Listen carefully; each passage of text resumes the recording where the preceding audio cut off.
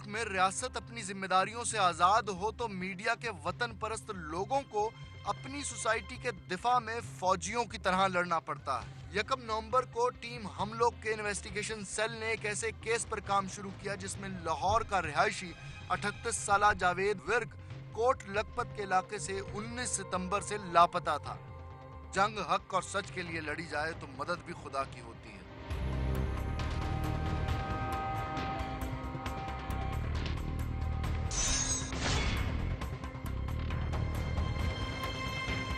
Programme हम लोग मेज़बान अहमद इमरान खान हाजिर खिदमत है। ख़वातीन और हज़रात, आज के प्रोग्राम के शुरू में एक सवाल आपके सामने रखना चाहता हूँ और वो सवाल ये है कि हम लोग कौन हैं, हम लोग किस मट्टी के बने हैं और हर गुजरते दिन के साथ हमारी वहशियत में इजाफा क्यों होता जा रहा है। क्या हमारी हवस की भूख हमारी इंसानियत को कच्चा नहीं चबा रही। आज के इस प्रोग्राम हम लोग में ऐसा ही एक इंसानी रवैया आपके सामने पेश किया जा रहा है जिसमें 3 बच्चों के बाप का अंधा कत्ल हुआ। इस कत्ल में मकतूल को जमीन खा गई या आसमान निगल गया, कुछ समझ नहीं आ रहा था। हम लोग की टीम की 1.5 माह की अनथक मेहनत रंग लाई और बिल आखिर कातिल पकड़े गए। नाज़रीन, कोट लखपत के इलाके में ये है वो 5 मरले का घर जो कि जाए कत्ल बना जावेद विर्क की। जावेद विर्क जो कि अपने दुकान के मुलाजिम के घर आया, पहले उसको मुलाजिम ने यहाँ पे सुलाया, उसके बाद इस छोटे से सहन के उस पार एक और छोटा कमरा है जिसमें 19 और 20 सितंबर की दरमियानी रात इस कमरे के अंदर ला के कातिलों ने जावेद विर्क का गला घोंटा, उसको मारा और तसल्ली की कि वो उसकी जान, उसकी रूह कब्ज हो चुकी है। उसके बाद कातिलों ने उस शख्स को, उसकी डेड बॉडी को उठाया और इस कमरे में ले गए जिस कमरे में उनका बेड था। इस बेड के नीचे उन्होंने डेड बॉडी को रखा और पूरा 1 दिन डेड बॉडी वहीं पे पड़ी रही। उसके बाद जब उन्हें कुछ समझ नहीं आई कि इस लाश को अब ठिकाने किस तरह लगाया जाए, उन दोनों मियाँ बीवी ने इस लाश को जावेद के घर में ही, ये वही घर है जो 1 महीने पहले जावेद ने दोनों कातिलों को दिया था, इस घर के सहन के एक कॉर्नर में उन्होंने कब्र खोदी। इस कब्र में उन्होंने उसकी लाश रखी, उसके ऊपर कोयले डाले, भूरा डाला, पेट्रोल डाला, आग लगाई और जब उसका ताफून फैलना शुरू हुआ तो उन्होंने मिट्टी डाल के इसको दफना दिया।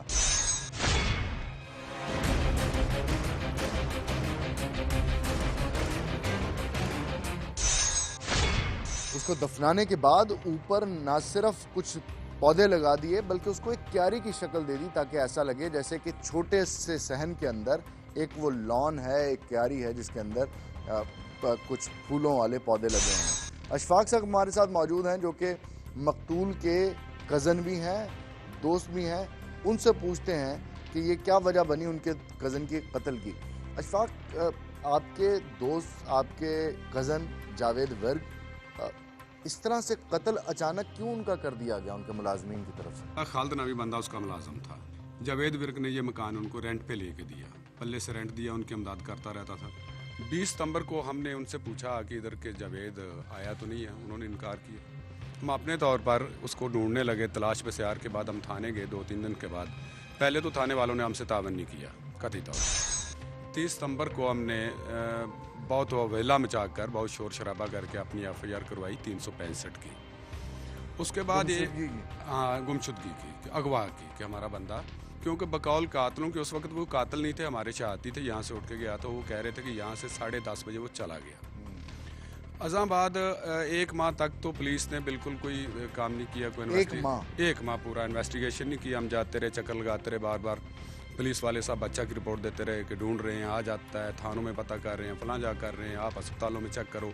हमें दौड़ाते रहे, भगाते रहे। 1 माह के बाद दोबारा नई इंतज़ामिया आई, मियाँ अजीम साहब, इंस्पेक्टर साहब, उनके साथ नए अफीसर आए। उन लोगों ने थोड़ा सा ख्याल किया, हम गए, हमारे साथ उन्होंने थोड़ा तावन किया, डाटा वाटा निकाला उनका। तो और मैं अपने नाज़रीन को भी बता दूं, नाज़रीन ये वही टाइम था जब टीम हम लोग की जो टीम है उसने भी इस केस के ऊपर अपनी इन्वेस्टिगेशन का आगाज़ कर दिया। नाज़रीन, इसके अलावा अशफाक साहब के अलावा कुछ मोहल्लेदार भी यहाँ पे आ गए हैं, उनसे भी बात करते हैं कि ये अगर कैमरामैन हमारे आपको दिखाएं, ये ऐसा इलाका है कि जहाँ पे घर एक दूसरे के साथ इंटरकनेक्टेड हैं। इस तरह की सूरत हाल के अंदर बहुत मुश्किल है किसी के लिए एक शख्स को कत्ल करना और इतने ओपन सहन के अंदर कब्र खोद के उसको दफनाना। तो मोहल्लेदारों को क्यों नहीं पता लगा? हाजी साहब, क्या ये जो कत्ल हुआ जावेद विर्क का, आप करीब ही रहते हैं? हमारा घर तो करीब है, ये जो गली है ना 24 आवर चलती रहती है, लेकिन किसी को इल्म ही नहीं, इतना बड़ा संगीन जुर्म किया है। डेड बॉडी जलाई, बदबू भी बड़ी आती है, कोई सिरी पाए बना रहा हो तो पूरे मोहल्ले के अंदर बदबू फैल नहीं, वो तो बात तो सही है, लेकिन है कि पता ही नहीं, इल्म ही नहीं है। हर आदमी देखता है, हो सकता है हमारे घर से कोई बदबू आती है, छोटी मोटी स्मेल जो आती है, किसी को खबर नहीं। अगर को पता चलेगा तो आदमी देखेगा इधर उधर।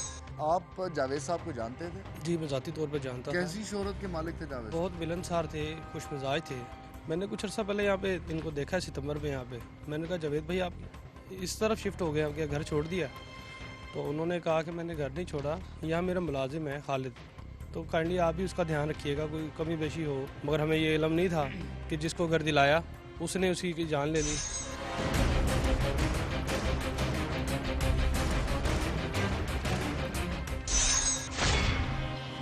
एक ऐसा खानदान जिसका बेटा, भाई, बाप और एक बीवी का शौहर जिंदा सलामत घर से गया हो और 2.5 माह की गुमशुदगी के बाद उसकी नाकाबिले शनाख्त मैयत इस हालत में मिले कि अपने घर वालों ही का आखिरी दीदार का हौसला ना हो। इनसे बात करना तो हुक्मरानों के नाजुक दिल की हालत को खराब कर सकता है, इसलिए ये फर्ज भी हम लोगों को ही पूरा करना था और हम मकतूल जावेद विर्क के घर वालों का हाल लेने जा पहुंचे। पहाड़ जैसा हौसला चाहिए इंसान को ऐसे खानदान से उसके इस गम पर बात करने के लिए। बाबा जी, ये बताइए कि बेटे के कत्ल के हवाले से, जब बेटा आपका गुमा तो क्या आपने किया? क्या ढूंढते रहे, इधर उधर ढूंढते रहे। पुलिस के पास जब जाते थे तो पुलिस क्या कहती थी? पुलिस को ये आदमी पुलिस को दिए थे, उन्होंने कहा ये बेगुनाह है। आपने पुलिस को पहले पकड़वाया था? खालिद और ये उसकी इन बीवी? पुलिस को पकड़ाया था। शक था आपको उन पे पहले? हाँ, शक था हमें। उनसे पूछे थे, वो भी उन्होंने जवाब दिया मियां बीवी ने कि हम ये कर रहे थे कि जावेद को फोन आया है और जावेद फोन सुनता हुआ चला गया। सुनता हुआ बाहर चला गया, लेकिन बाहर नहीं गया जावेद, उन्होंने उसको वहीं पे कत्ल किया। वहीं पे कत्ल किया है।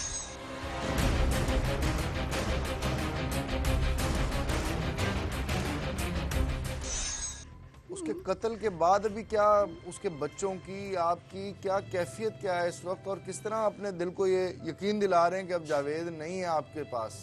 बस मैं इस तरह असी पहले तो इन्हों ते शक सानू पिया है, जिस वेले इन्हों असी पकड़ा दिता है, इन्होंने पकड़ इन्होंने आख्या असी बेगुनाह, ठगदार ने इन्हों आख्या सानू बेगुनाह ने। 5-7 दिन उन्होंने रखा है, रख के उन्होंने इन्होंने छड़ दिता है। फिर असी लोगों के इस तरह जेडे नां नूं लोग कढ़ते ने, असी उन्हों दे मगर लगे फिरे हाँ, कितों नां निकलेगा, कितों साडा बच्चा लभ जाएगा, किते असी 2.5 महीने भजदे दौड़दे फिरे हाँ। जावेद के बच्चे, जो छोटे छोटे बच्चे हैं, वो अब यतीम हो गए हैं, उनकी जिम्मेदारी भी अब आपके ऊपर आ गई? आपके आ गई जिम्मेदारी आ गई। बाप वेख लवो पहले, एक कमाउन जोगा बाप है वे, जिंदे ते जिम्मेदारियां सवेर दियां पै गईयां। अच्छे बच्चों के बच्चे यतीम हो गए, छोटे छोटे बच्चे ने, एक बच्चा उनका छोटा, ये बच्चा कमाउन जोगा है वे, अजे ते रो के मंगदा है साडे कोलों।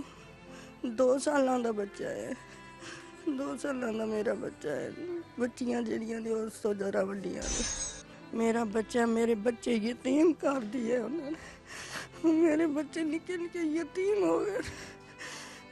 मेरा दिल करता मैं उन्होंने मुड़ के मैं भी कहनी वो भी मर जान, उन्होंने बच्चे यतीम हो जान। मेरा शेर उन्होंने गवा दिता है, मेरा शेर गवा दिता है उन्होंने, वो भी गवी चीज़ां।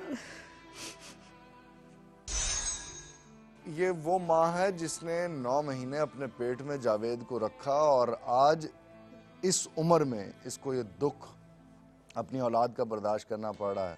इन बदकिस्मत माँ बाप को तो वो वजह भी नहीं पता कि खालिद और उसकी बीवी ने इनके बेटे को क्यों मार दिया।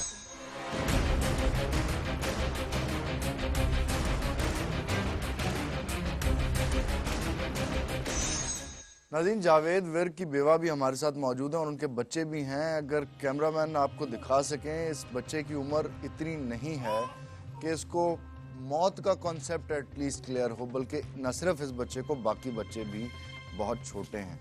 19 सितंबर को जावेद गायब हुए।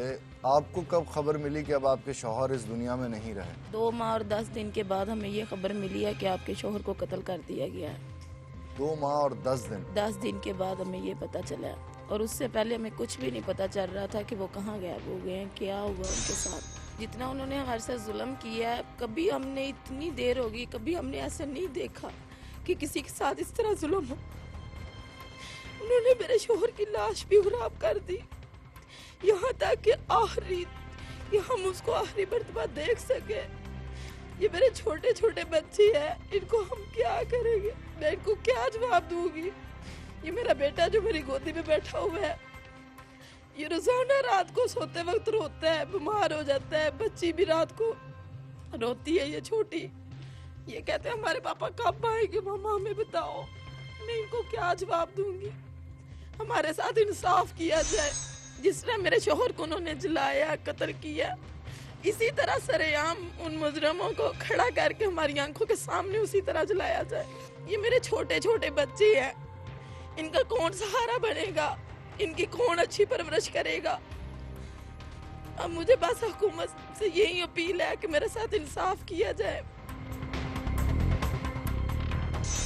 मेरी बहन, एक बात बताइए, शौहर आपका किसी और औरत के साथ ताल्लुक में था, रिलेशन में था, आपको बिल्कुल नहीं पता लगा? मुझे तो कभी ऐसा फील नहीं उन्होंने कराया, ना ही कभी उन्होंने मुझे ऐसा कुछ भी बताया। एक होता है ना, घर में कभी बात हो या फोन पे किसी की जाहिर सी बात है, दुनिया का कोई शौहर नहीं होगा जो अपनी बीवी को अपनी इन एक्टिविटीज का बताएगा। बीवी खुद ही इंस्टिगेट करती है। बीवी लेकिन मुझे अभी तक उन्होंने कुछ भी फील नहीं करवाया। बेटा, पापा के साथ आपकी बातें होती थी जैसे अमूमन एक अब्बू और बच्चों के दरमियान होती हैं? पापा आपसे गपशप लगाया करते थे और गिफ्ट वगैरह लेके देना, तोहफे, टॉफियाँ वगैरह? हाँ जी, रोजाना लेकर देते थे। और पढ़ाई के बारे में बाबा कुछ नसीहत करते थे? हाँ जी। क्या कहते थे, कुछ बताओ ना। कहते थे जल्दी पढ़ जाओ, बड़े होके कुछ अच्छा बनना। नाज़रीन, दो किस्म के इंसानी रवैये सामने आ रहे हैं। एक तरफ तो वो सफाक दरिंदे जिन्होंने चंद टकों की हवस में इन 3 मासूम बच्चों के बाप को हमेशा के लिए अबदी नींद सुला दिया। दूसरी तरफ ये मासूम बच्चे कि जिनका जिंदगी का सबसे कीमती सरमाया इन बेटियों का बाप इनसे बिछड़ गया है, और इन मासूम बच्चियों को ये नहीं पता कि आने वाली ज़िंदगी की तलखियाँ, परेशानियाँ और मुश्किलात किस किस तरह से ख़तरनाक, खौफनाक शक्ल इख्तियार करके इनके सामने आएंगी।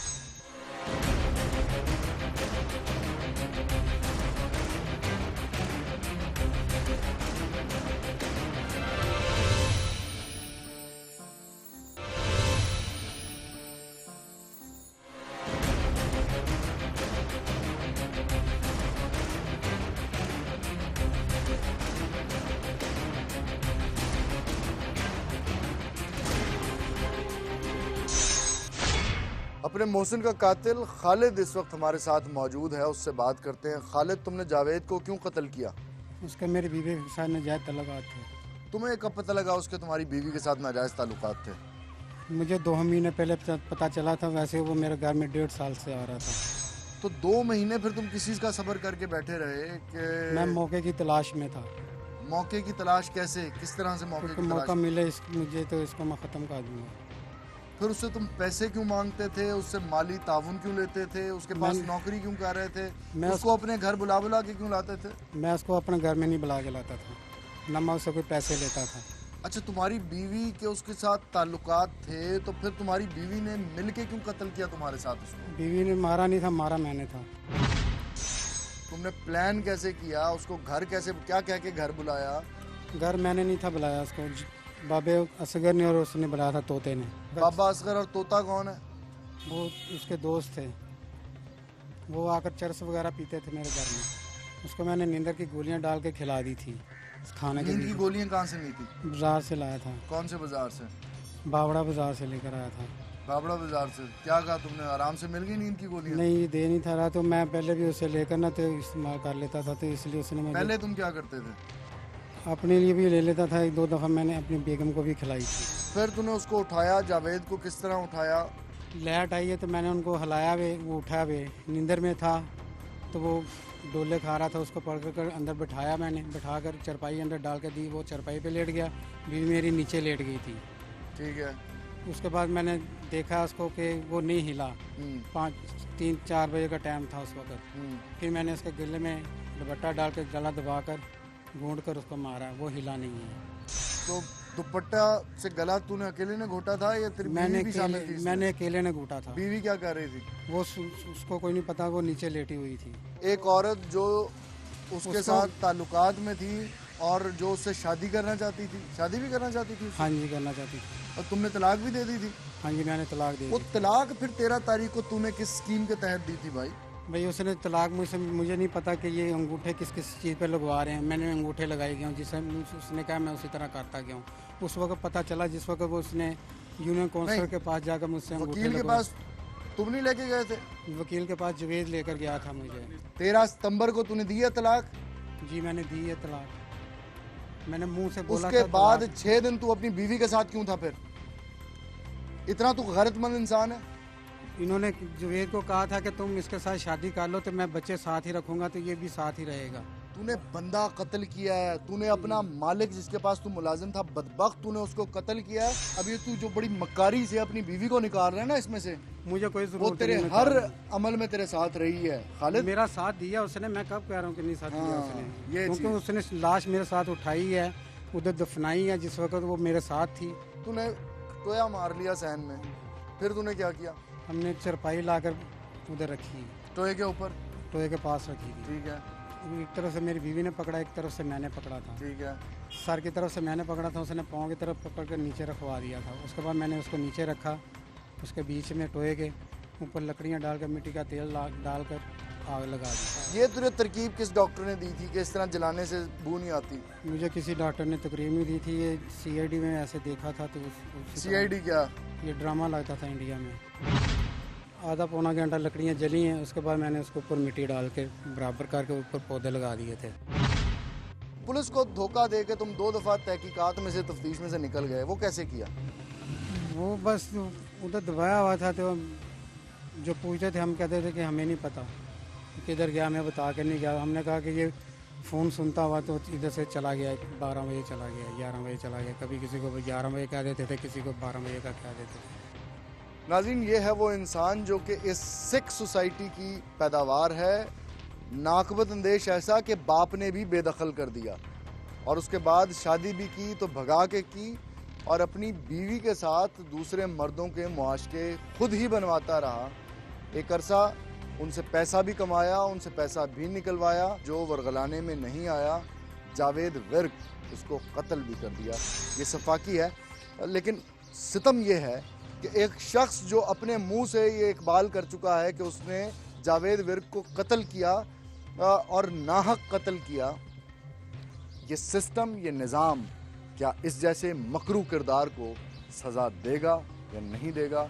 ये है वो $1 मिलियन क्वेश्चन जो कि हर उस पाकिस्तानी के जहन में है जो कि इंसाफ की पासदारी करना चाहता है। पंजाब के दारुल हुकूमत लाहौर की 1.25 करोड़ आबादी में ख़वातीन की सिर्फ 2 हवालात हमारे खांचा सिस्टम के मुंह पर बदनुमा दाग है। कातिल खालिद की बीवी रुकैया को शहर के दूसरे कोने पर वाक़े गड़ी शाहू पुलिस स्टेशन में रखा गया, मगर फिर भी हम लोग की टीम शहर के एक कोने से दूसरे कोने पर मुलजमा रुकैया से बात करने के लिए गई।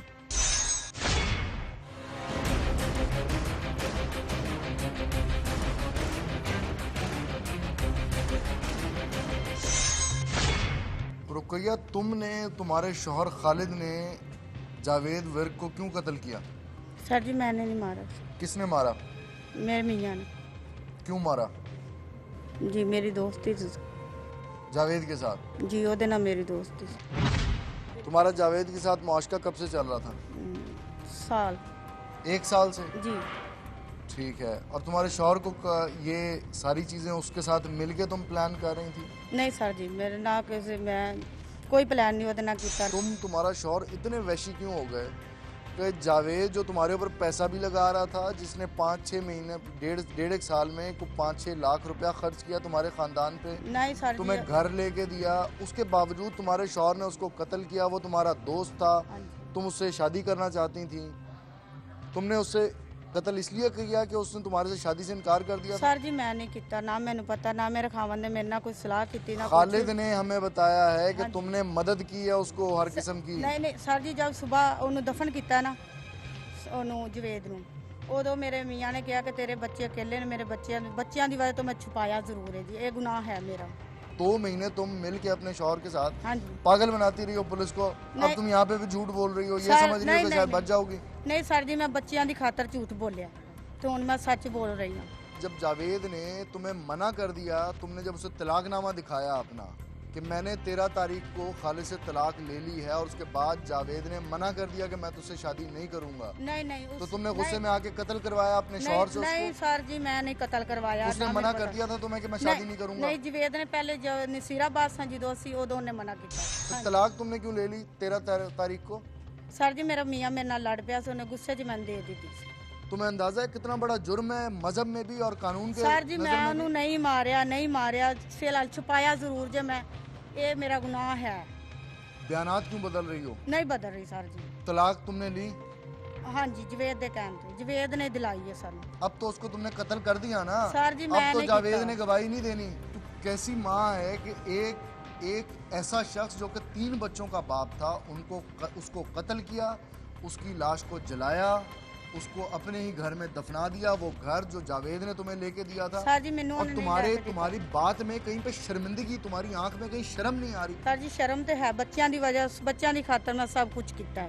अच्छा रुकैया, मंशियात का इस्तेमाल तुम्हारे घर में भी होता था, लोग भी आते थे, शौहर तुम्हारा क्या मंशियात बेचता भी था? नहीं सर जी, जवेद बेचदा, चरसी बेचदा, चरस पींदा। जावेद चर्च बेचता था? हाँ जी। जो तुम्हारा आशिक था? सर जी तुसी जो मर्जी कह लो, पैसा लगाता रहा, सर जी जिसको कोई तुमने नहीं ट्रैप लगांदा, किए रखा। सर जी कुछ नहीं लगाया उन्हें साडे ते। सर जी जो मैं छुपाया ਉਹਦੀ सजा मैनू कबूल है, ਜਿਹੜਾ मैं काम नहीं किया वो मैं नहीं किया, मैं ਉਹਨੂੰ नहीं मारिया। तू 2.5 महीने तलाक की याफ्ता शौहर के साथ किस तरह से रहती रही, किस कैपेसिटी में रहती रही तू? सर जी फिर किसी मौलवी ने कहा कि इस तरह तलाक नहीं होंगी, हर महीने बाद एक तलाक होंगी, तो तुसी एक दे पका के मस्जिद च वंड दो। नाज़रीन, इस औरत की मक्कारी चलाकी जो है वो मेरा टॉलरेट करना इस वक्त नामुमकिन है। एक 3 बच्चों के बाप को कत्ल कर दिया और बहुत मासूमियत से कहती है कि अब उसके शौहर को गैरत के नाम पे गुस्सा आ गया। ये इंसान है या इंसान के रूप में कोई दरिंदा, ये डिफ़ाइन आप लोग ही कीजिएगा, इसका फ़ैसला भी आप लोग ही कीजिएगा। इस जाहिल स्टेट ऑफ माइंड की तर्जुमान औरत ने जिस तरह से कहा कि तलाक दे दी शौहर ने, उसके बाद 2.5 महीने उसके साथ रहती रही। एक मौलवी ने कहा कि मस्जिद में एक देग पकाओ और बांट दो, तलाक नहीं होगी।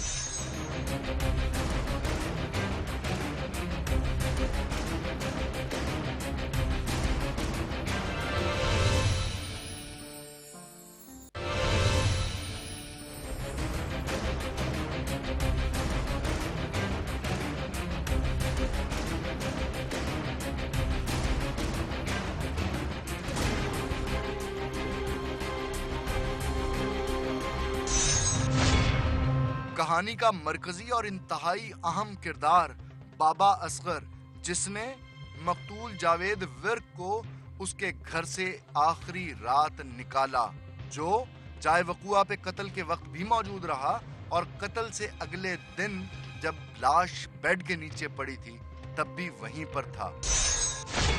खालिद के साथ और जावेद के साथ तुम्हारा क्या रिश्ता था?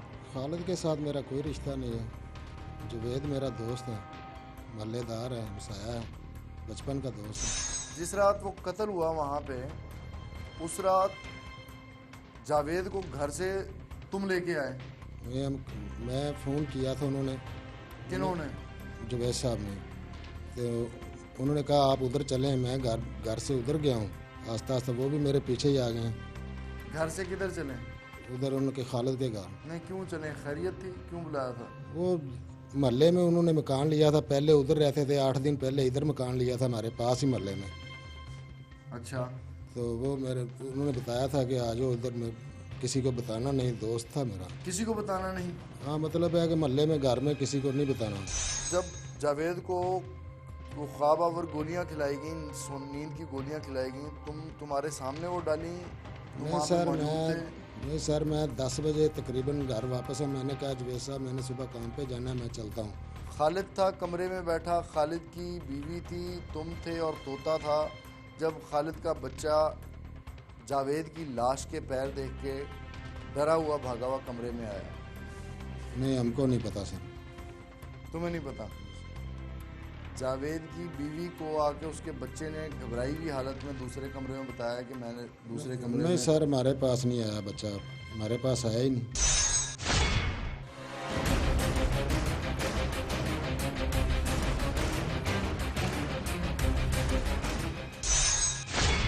नाज़रीन, इस केस के इंचार्ज इन्वेस्टिगेशन मियाँ अजीम हमारे साथ मौजूद हैं, उनसे बात करते हैं। मियाँ साहब, मुलजिम से भी हमने बात की, जो कातिल है, ये पहले 2 दफ़ा पुलिस ने इन्वेस्टिगेशन के लिए बुलाया। इसके पास ट्रिक कौन सी थी कि ये पंजाब पुलिस को ट्रिक करके निकल जाता रहा 2 दफ़ा? इससे ये है जी, मैं तो 20-10 को पोस्टिंग हुआ, मेरे से पहले ये आया।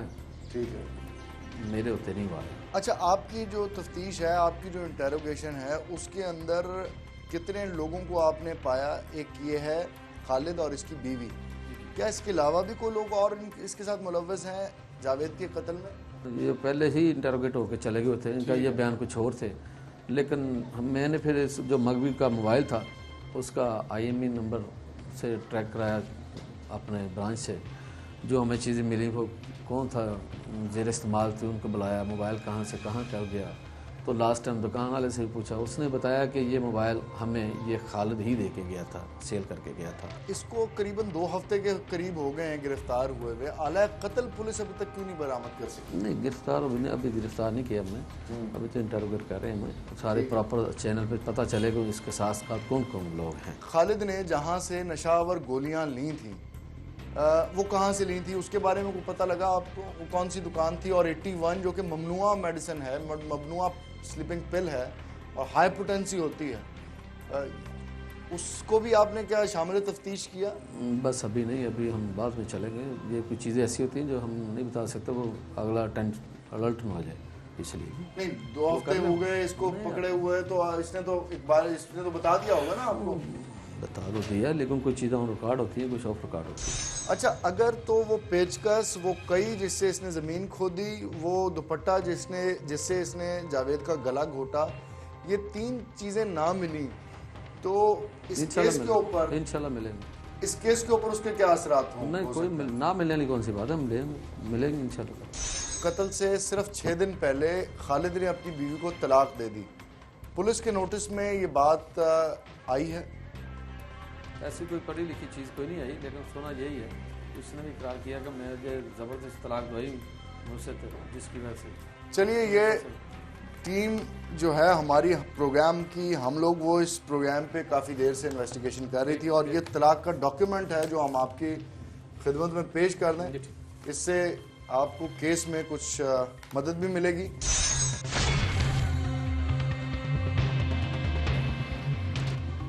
नाज़रीन, हम आए हैं यहाँ पे जो सूबा पंजाब पाकिस्तान की आबादी का सबसे बड़ा सूबा है, उसके मुशीर सेहत से मिलने के लिए ख्वाजा सलमान रफ़ीक से, जो कि इस वक्त वहाँ पे अपने कुछ डॉक्टर्स और अपनी कमेटी के कुछ लोगों के साथ फ़ोटोशूट करवा रहे हैं। बिल्डिंग बहुत अच्छी है, एनवायरनमेंट बहुत अच्छा है। अब देखते हैं कि ड्रग रेगुलेशन के हवाले से उनके जवाबात का बरजस्तापन कितना अच्छा और उम्दा है। क्या उनको उन ज़मीनी हक़ाइक़ से का अंदाज़ा भी है जिनसे नबर्द आज़मा हैं आप और मैं, यानी कि हम लोग। सलमान साहब, ड्रग्स की रेगुलेशन की गवर्नमेंट की क्या पॉलिसी है जिसके तहत अद्वियात को ममनू किया जाता है कि कौन सी अद्वियात आप प्रिस्क्रिप्शन के बगैर ख़रीद सकते हैं, कौन सी नहीं ख़रीद सकते? ड्रग रेगुलेटरी में फेडरल और प्रोविंशियल दोनों की अपनी अपनी जिम्मेदारियाँ जो लॉ में डिफ़ाइन की गई हैं। ड्रैब जो है फेडरल गवर्नमेंट वो रजिस्ट्रेशन करती है, लाइसेंसिंग करती है, इंपोर्ट एक्सपोर्ट और सारी उन चीज़ों को करती है। प्रोविंशियल में अद्वियात की ख़ास तौर पे जो बेचना है उनका या ख़रीदारी है उसको सारे चीज़ों का मॉनिटर किया जाता है। आपने जो नशावर अद्वियात का जिक्र किया है इसमें मुख्तलिफ अद्वियात हैं। अभी तो मैंने कोई जिक्र ही नहीं किया। मैं तो अभी आपसे पूछ रहा हूँ कि क्या आप कौन से गैजेटरी कौन सी इस्तेमाल करते हैं टू कंट्रोल दिस? उसके लिए तो ड्रग रूल्स हैं हमारे पास जिनके तहत हमारे ड्रग इंस्पेक्टर्स काम करते हैं। मेडिकल स्टोर्स को भी देखा जाता है, डिस्ट्रीब्यूटर्स को भी देखा जाता है और बाज़ का फैक्ट्रीज़ की ज़्यादातर अमलदारी तो फेडरल गवर्नमेंट की है, लेकिन जो वहाँ पर प्रोडक्ट्स बनती हैं उनको भी चेक करने के लिए ड्रग इंस्पेक्टर्स जो हैं वो विजिट करते हैं वहाँ पर। यानी कि रिटेल से मुताल्लिका जितनी क्यूरीज हैं, जितने वो मामलात ओवरऑल हैं, वो प्रोविंशियल सूबाई के रिस्पांसिबिलिटी में आता है। अगर कोई शख्स बिलफर्ज महाल मैं ही कोई नशावर गोलियां लेके किसी दूसरे बंदे को खिला के सोते हुए उसका गला घोंट देता हूँ और वो गोलियां बड़े आराम से मार्केट में दस्तयाब हैं, स्टेट सर कितनी रिस्पॉन्सिबल है या स्टेट को हम कितने % कल्परेट कह सकते हैं? इस पे स्टेट की जिम्मेदारी कुछ हद तक तो है, पार्शली है, कुछ हद तक क्यों है, मैं उस पर लॉजिकल बात करूँगा। एक तो जिम्मेदारी हुआ है जो जुराइम कर रहा शख्स उसको जुर्म नहीं करना चाहिए, पहली बात। हर एक इंसान की जिम्मेदारी है, एक उसने जुर्म किया मैं मुकम्मल कर दूं सिस्टम का बहाना बना के स्टेट जुर्म नहीं कर रही। एक इसका क्रिमिनल एस्पेक्ट आ गया जो उसने किसी शख्स को बेगुनाह को बेचारे को मारा, इसमें पुलिस आ गया एक्ट। दूसरा, जिस मेडिकल स्टोर ने एक भारी तादाद में ज़ाहिर उसने अद्वियात जो ली होंगी वो एक गोली तो नहीं ली होगी, काफ़ी मकदार में गोलियाँ ली होंगी, तो वो ड्रग एक्ट के तहत उसका जुर्म आ गया।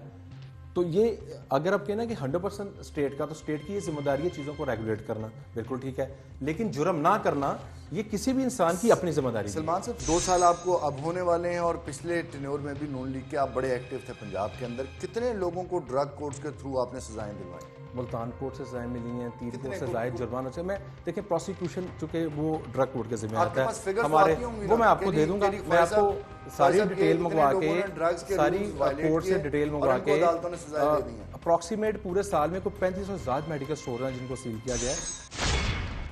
अपनी रजिस्टर्ड तलाक पर मुलजमा ने बड़े इत्मीनान से बताया कि मौलवी साहब ने कहा कि मस्जिद में देग दे दो, तलाक कैंसिल हो जाएगी। ऐसे जाहिल अकीदे का इंसान क्या मुसलमान कहलवाने का हकदार भी हो सकता है? जानते हैं रागिब नईमी से।